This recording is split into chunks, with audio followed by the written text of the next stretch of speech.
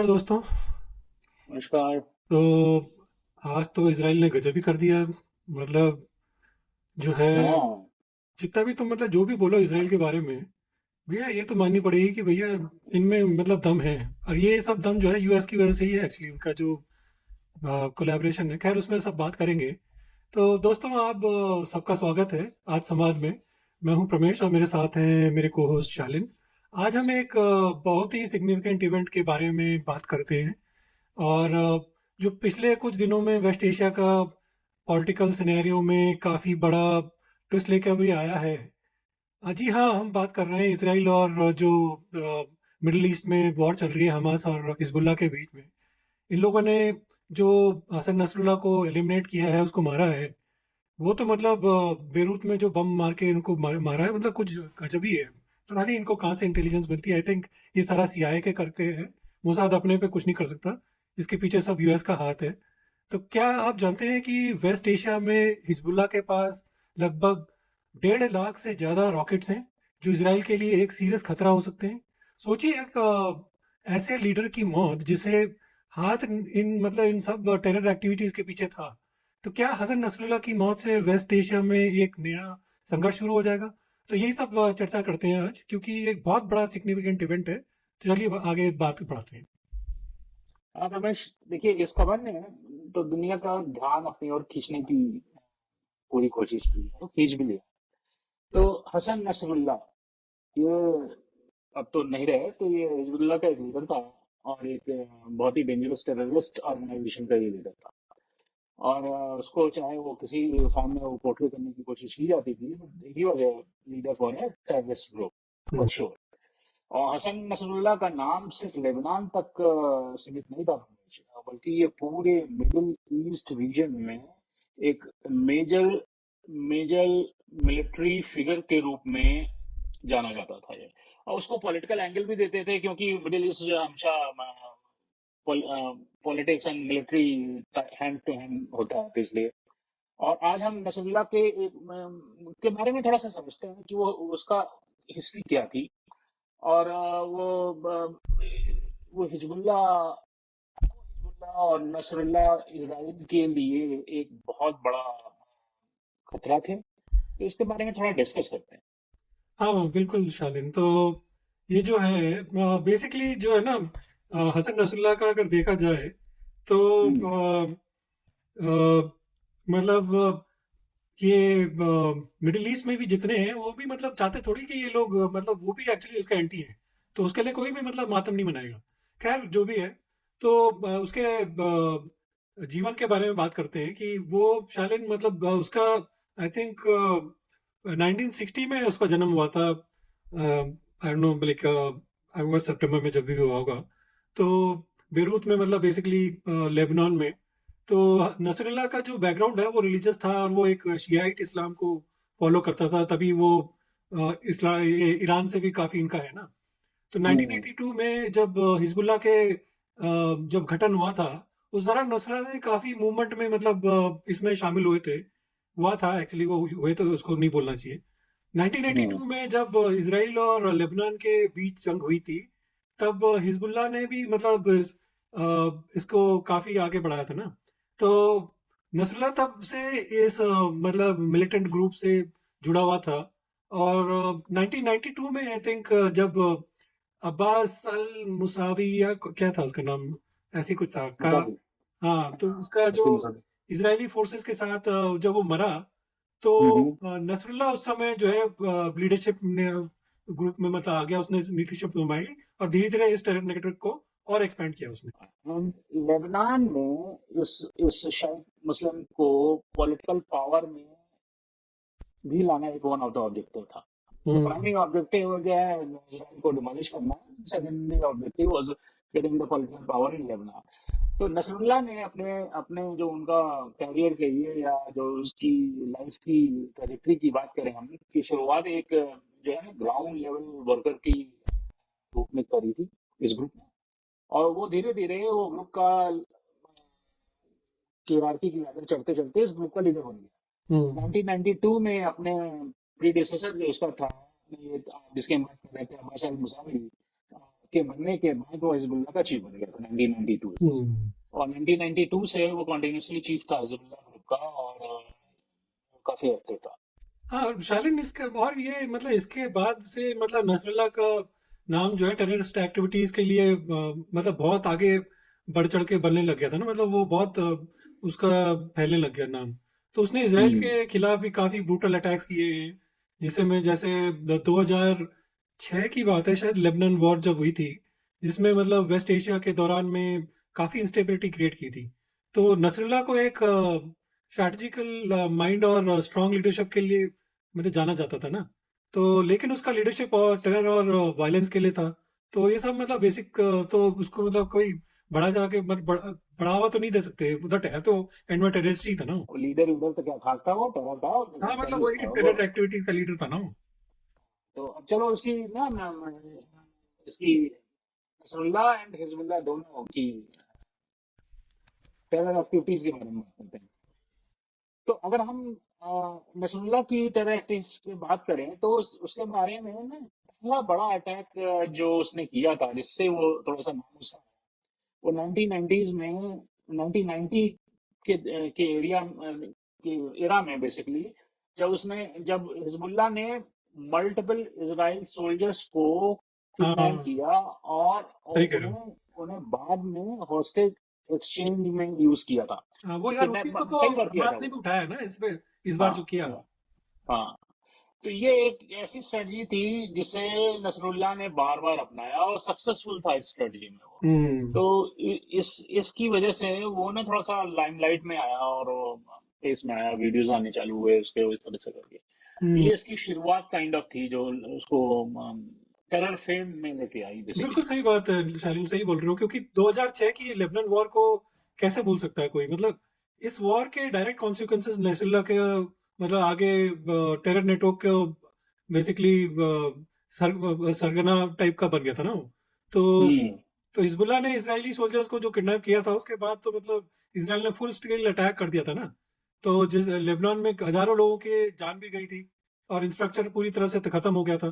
तो ये सब तो मतलब वो भी, उसके लिए भी वो पूरा जिम्मेदार है, मतलब मैं तो कह रहा हूँ अगर 50% इसराइल होगा तो 50% नसरुल्लाह भी रहेगा। हाँ रमेश, बात तो सही है। और एक नसरुल्लाह ने ना अपने स्पीचेस में हमेशा इसराइल को डायरेक्टली थ्रेटन किया, हम्म। और उसने काफी बार इसराइल पर रॉकेट और मिसाइल अटैक करवाए थे उसने।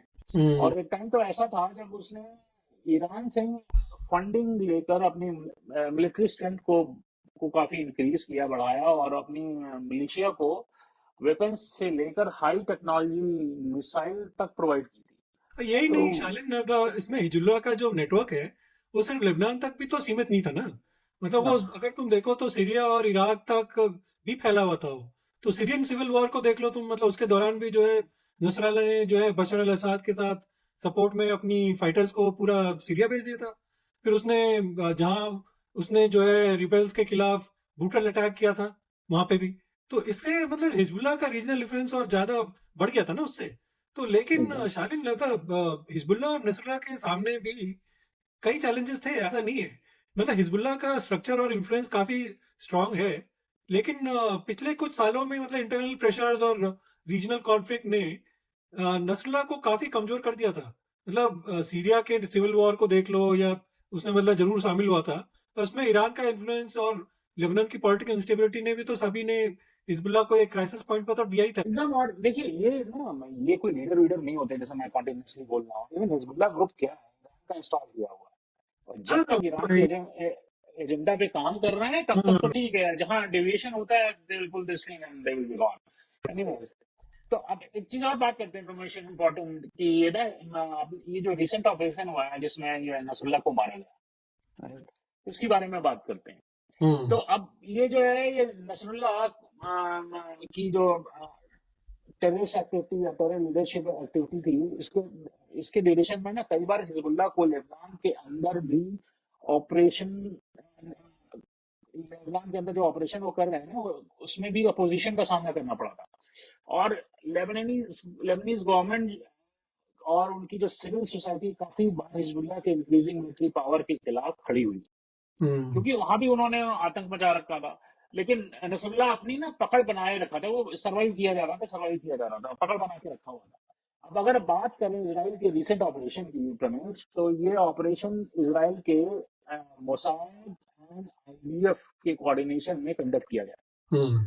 और पिछले कई सालों से इसराइल नसरुल्लाह के पीछे पड़ा हुआ था, लेकिन नसरुल्लाह हमेशा अपनी लोकेशन चेंज करता रहता था। जो जो इस टेरर ग्रुप के वो तरीके होते हैं, भागते रहते हैं इधर से उधर, ये रैट की तरह बेसिकली।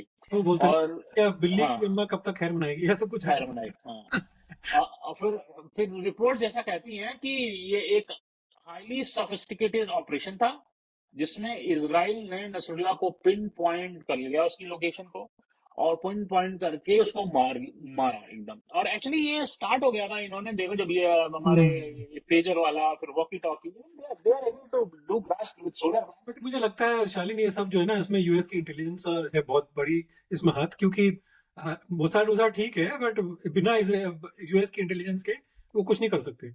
और इस ऑपरेशन में दूसरी चीज ये भी है शालिन की, इनके बारे में मतलब डिटेल में अगर देखा जाए तो इसराइल ने ड्रोन टेक्नोलॉजी और इंटेलिजेंस गैदरिंग के सहारे लिया है।